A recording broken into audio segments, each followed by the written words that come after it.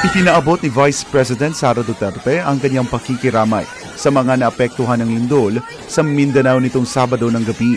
Kasabay nito, pinatitiyak ni Vice President Duterte ang kaligtasan ng mga apektado ng lindol, lalo na ang mga bata at matatanda. Aniya, makikipagtulungan ang Office of the Vice President sa Department of Health at Department of Social Welfare and Development para sa stress debriefing ng mga naapektuhan ng lindol.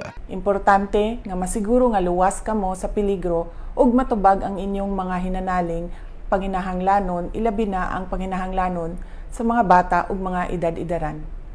Makigtambayayong sab kita sa DOH ug DSWD sa stress debriefing alang sa mga bata nga dunay gibati nga kahadlok o anxiety tungod sa linog.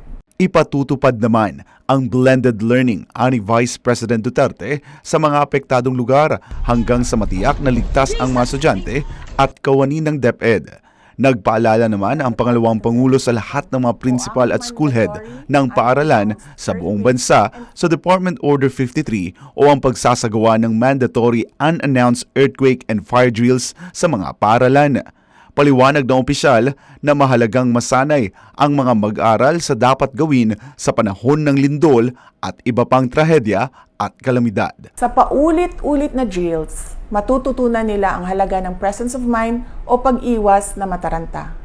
Ang drills ang magliligtas sa kanila sa matinding epekto ng mga trahedya. Para sa Diyos at sa Pilipinas kumahal, ako si Jason Rubrico, SM9 News.